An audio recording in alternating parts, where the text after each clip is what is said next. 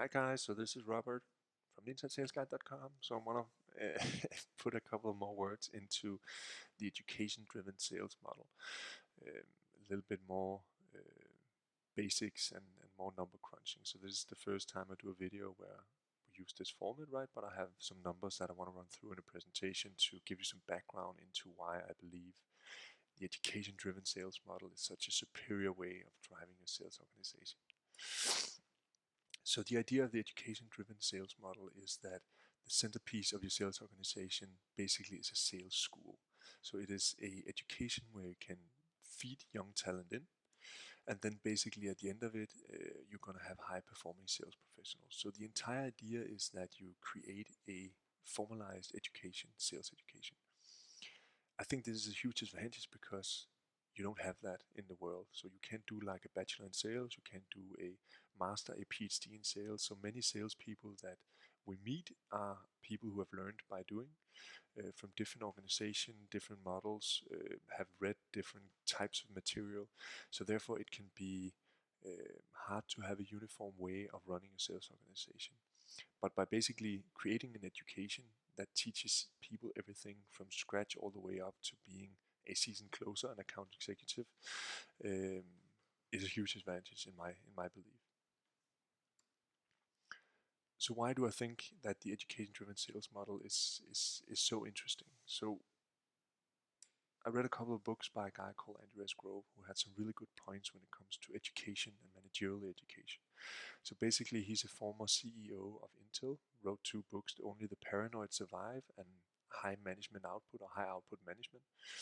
I can really recommend both of them. And basically, his point is that training and educating your team is by far the most important task and most value creating task you can do as a manager.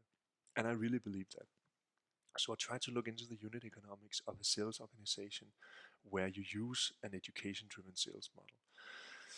So if we, for the example, take a team of 10 salespeople, um, they have a quota of $3,000 that they have to close every month MRR. And then we assume that we can uplift their performance with 0.2% for every training session.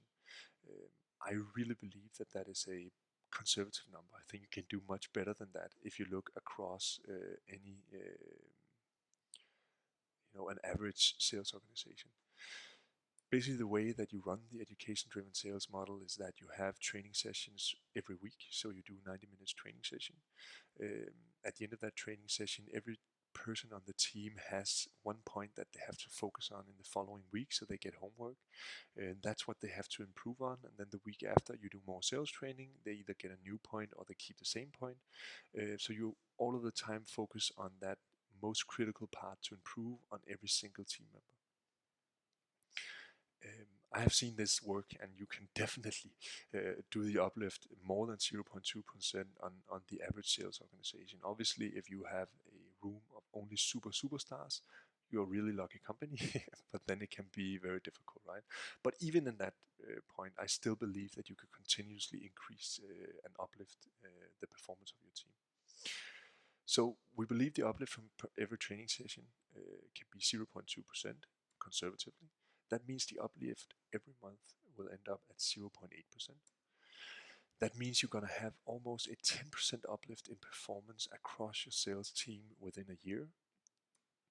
And if you then multiply that with the total amount of quota that your sales organization have, in this case, we take the $3,000 multiplied by 10, multiplied by 12, you get $360,000 MRR. Then that's going to give you an uplift from this training at the end of the year on almost $35,000 MRR, which is a lot, right? But there's no doubt that this can be done. And these are conservative numbers. And I think this very much points, as Andreas Grove also states in his books, why it makes so much sense to just invest in educating your sales team, especially within sales, because the baseline of education across an average sales organization is varying so much. So you're really going to have the ability to go in, catch the ones who have holes in their sales skills, and basically fine tune and increase the skills of the ones who are really good. Obviously, the critical point of this is the uplift. So you need the ability to train to make sure that you have that uplift of 0.2% at least, but also that the salesperson starting point is at a point where you can really work with them. Like I said, if you have a room of superstars, it might not make sense to do training once every week where you continuously train. But if you fill your sales department with young people that has the right mindset, are super hungry and wants to learn, then all of a sudden you can have an uplift per training session that is far higher than 0.2%. So if we look a little bit more into what other advantages could we have by educating and investing so heavily in training our sales department, on overall level, you're going to have a much better sales organization. You're going to make sure that everybody have an understanding of how do we book meetings. What is the dialogue? What is the objections? How do we do it? And when a meeting is booked, what is the purpose of the meeting? What information do we want to gather from that meeting? How do we execute the perfect meeting?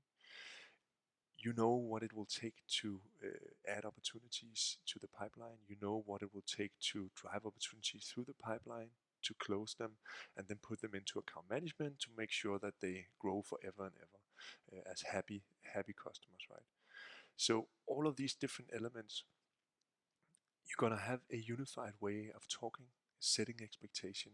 So every person in your sales organization are gonna be, tuned in to the way that you do stuff, which in all are gonna, remove, you know, uh, miscommunication, the wrong expectation set. It's gonna remove misunderstanding, fighting, a lot of other stuff, right? So overall, you're just gonna create a lot better sales organization. You're gonna rapidly decrease the cost for eventual hiring mistakes. Unfortunately, we cannot avoid hiring mistakes. We cannot avoid hiring people who don't work out in sales. But what we can do with this model is to make sure that we hire them in at the ground floor. We hire them in with the right attitude, young, not a lot of skills, which also mean that they will be a lot cheaper. So you get away from the situation where you hire supposedly super skilled salespeople who are supposed to go in and be A++ players who could just really impact the sales in your department, but turns out to not do so. So you just remove those situations, and that rapidly decreases the cost that you will have from hiring mistakes. So that's one of the huge advantages of running an education-driven sales model. Next, you're going to build a far superior culture. So what you're going to do is that you're going to make sure that everybody who comes in have the right mindset and the ability to learn. And then you're going to invest in them and you're going to train them to get to the top. So everybody who have a senior position or a high level position in a sales department is there because they have earned it. A part of the training that you do is that you build a culture where you give and receive feedback and where the singular focus is how can I be better faster. That it builds a amazing culture in a company where everybody all the time look to each other to get feedback, to learn, to fail, and to learn from that and get better. So you're going to have a culture, a sales culture in your organization that is far superior to any other organization. You're going to have less employee turn, obviously, if you build a far superior culture. People are going to appreciate being there, but also the fact that you as a company heavily invest in your employees are going to make sure that they appreciate staying and appreciate working in your company a lot more than in an average sales organization. So there's no doubt with a model like this, you're going to have less employee churn. Last but not least, you're going to have what I like to call 100% success rate.